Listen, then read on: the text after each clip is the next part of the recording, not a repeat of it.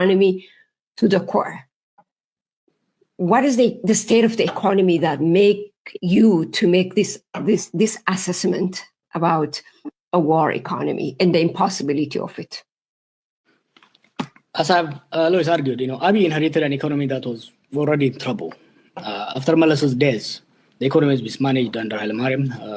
We all remember how the generals came in and mismanaged, siphoned the money from the large-scale projects that would have transformed the country. And instead of engaging in a recovery process, he made the economic situation worse by engaging the country in two destructive endeavors. One, the wars. The wars, depending on who you ask, the cost has been 60 billion to 100 billion cost in Tigray, in Amhara, in Oromia. And as I said earlier, these wars are not fought in the peripheral areas. So we cannot just count the direct cost of the war, the opportunity cost, the culture that has been disrupted, the internal trade that has been disrupted, the foreign direct investment that did not come or flew away. So the economy has been in serious trouble. And you don't have to be an economist study. You just have to have a relative in hometown. You just have to have a civil servant or a small business owner or even a wealthy person. I have not seen anybody in Ethiopia today who does not complain about the economic situation. The civil servant is, as you see, they've been protesting, and we've been echoing their voice. They have difficulty meeting their basic food and shelter requirements. The small businesses, they have been overtaxed. The bigger businesses, they are overtaxed, they are exposed to massive corruptions. So the economy is in a very, very serious crisis. What the country needed to do now is to stop the bleeding of the economy. How? Stop the war, contain corruption, engage in reconstruction and recovery.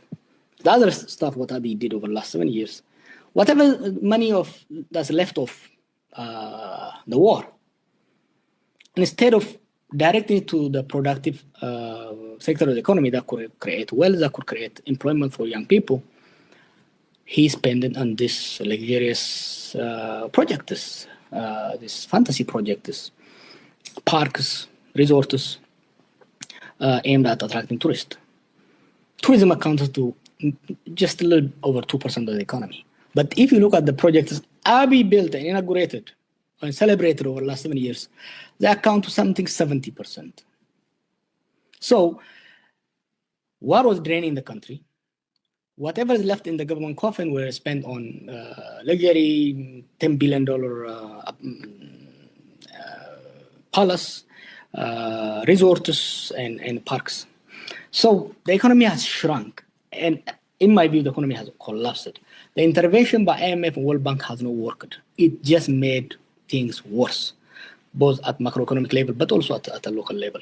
So the reason I bring the economy into the war issue is Ethiopia does not have an economic muscle that can carry another war, another adventure, particularly outside the country's border.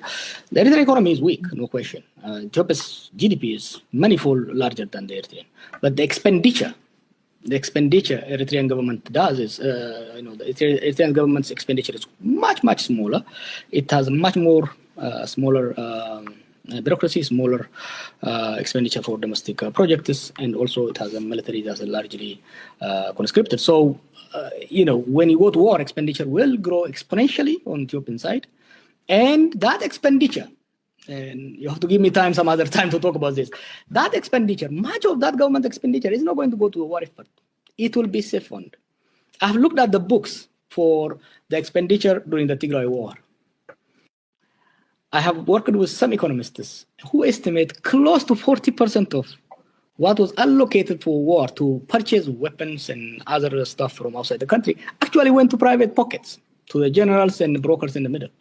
So if we go to war from where the current status of Ethiopian economy, the economy will completely flatten, and that will create the domestic situation worse. It will exacerbate the insurgencies, because young people will be flooding the rebel camps in much larger size than they're doing right now, and it will create domestic uprising, and it will make things much worse.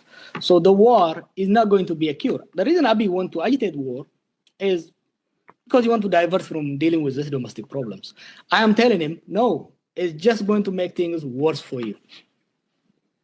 To make a disclaimer, this is something that is absolutely